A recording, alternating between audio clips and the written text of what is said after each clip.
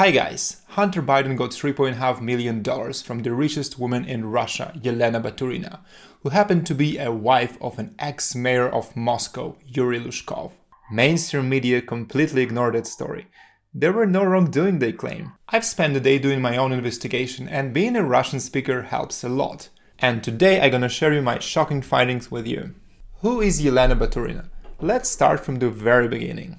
In 1991, Soviet Union collapsed and Russia got its first democratically elected president, Boris Yeltsin.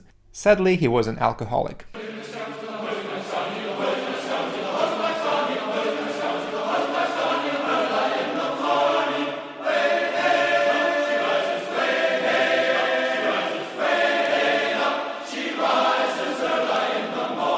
In 1992, Yeltsin appointed Lushkov as the new mayor of Moscow. Initially, Lushkov and Yeltsin were friends, but in the mid-90s, Lushkov became too powerful and Yeltsin considered him as a threat in the upcoming presidential elections. At that time, Lushkov managed to build a strong and loyal hierarchy of power in Moscow, and that allowed him to keep his mayor position. Around the year 2000, at the end of the second term of Yeltsin, Lushkov was considering to run for president. Yep, he could have been a president instead of Vladimir Putin. But Yeltsin and his team was very unhappy about this possibility and they made an unprecedented media campaign to discredit Lushkov. As the result, he decided not to run at all and Putin was elected as the new president. Contrary to weak Yeltsin, Putin started to make law and order in Russia and replace all the Yeltsin-era people. But smart Lushkov managed to retain his position, reassuring Putin of no future presidential ambitions, and regularly helped him to fake parliamentary election in Moscow in favor of ruling party. Lushkov remained in power for 19 years and only in 2010 he was removed from the office with corruption allegations. How corrupted was that guy? A lot, even by Russian standards. Basically, his main scheme was simple. His wife owned a huge real estate development company called Inteco. How huge? They implemented projects with a total area of more than 5 million square meters. Empire State Building has an area of 200,000 square meters. Basically, her company built 25 Empire State Buildings. Obviously, all the projects were government-related and they were awarded to her without any competition directly from her husband, Yuri Lushkov. Baturina's peak net worth in 2008 was $4.2 billion US. That's an impressive number. Then, despite 2008 crisis, her net worth was still $3 billion in 2010. Russia is quite a corrupt country, but this was so outrageous even for Putin's regime. So in 2010, her husband stepped down as the mayor of Moscow. And our businesswoman Baturina was not allowed to be part of any corrupted schemas in Russia. As a result, her company couldn't be successful anymore. In 2011, Baturina decided to sell Inteco, move to London, and no longer do any business in Russia. Her net worth shrunk to 1 billion. Now imagine, you're a Russian oligarch and your business was built around preferential government treatment. Now you're banned from doing anything in Russia, but you still have 1 billion to invest in Europe or United States. But this time you have to play a fair game. Without really knowing English and having any connections in Europe, it's pretty hard to be successful. So she decided to do a safe real estate investments all across Europe. Now the most important question. We know that on February 14, 2014, Baturina wired $3.5 million to Hunter Biden company with a reason of payment consultancy agreement. What could that be? $3.5 million sounds like a bribe. The good thing that we know that she is no longer friend with Putin or Russian government, so this payment is related to her own financial interest. Can it be that she wanted to buy some lucrative property or company in US and she wanted to have a preferential treatment? Well, the only thing I was able to find in US that in 2015 she bought a commercial property in Brooklyn for $10 million. You don't pay $3.5 million for a privilege to buy something for $10 million. Clearly it must have been something bigger, and if there were something bigger we would have known about this, and we don't know. Another suspicious thing is that in 2015 Baturina bought a 75% of a German company, High-Tech. This company makes a membrane roofs for bigger objects like stadiums or museums. In 2017, High-Tech started to make a roof for an object in United States, which is a World War museum in New Orleans.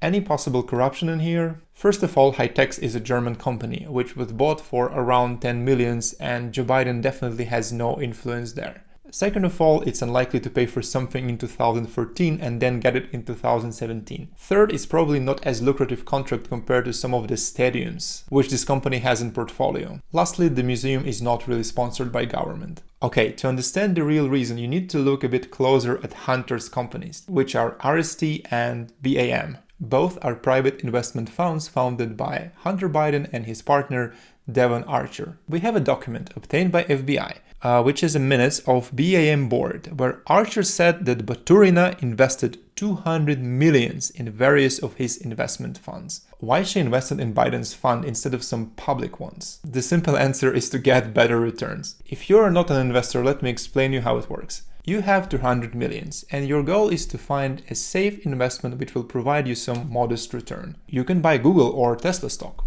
You might get a very good return. For example, Google stock went to 150% from 2014. But you might get none and actually lose some of your money. For example, Twitter lost 30% from 2014. So this is a risky investment. Alternatively, you can buy 100 different US tech stock to diversify your portfolio. Some of this company will go up and some will go down. But the general tech sector in US is growing, so you're kind of confident that you will get some kind of a good return at the end. This looks like a much safer investment, and most of the public funds works like this. But the question is, how profitable is that? One of the most known fund, VTI, gives you around 10% per year on average. Not bad, but it could be better. The advantage of public companies and public funds is that if you have $100, you can open a broker account within a day, and then you can sell and buy some securities without any limits. Private companies is a completely different story. You can't buy them online. To buy anything, you need to have a meeting with the stakeholders of that company. Then you negotiate the price and the share you want to buy.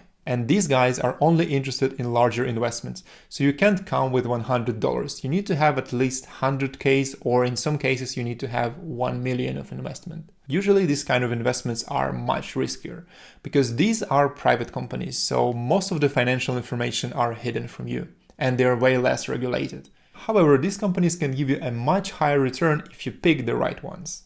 Now, a private investment fund basically invests in 100 different private companies. And then you have the same kind of an idea of diversifying your portfolio so that at the end you will get safe, high return. So why Hunter's fund supposed to give you a high return and low risk? The answer is quite simple. Biden's fund is related to Bohai, which is the largest private investment fund in China. Do you remember what was going on back in 2014 in China? People back then thought that China will be growing like crazy. If you look at Shanghai Composite Index, it was around 2,000 point in February 2014 and it was more than 5,000 point in June 2015, which is 150% growth.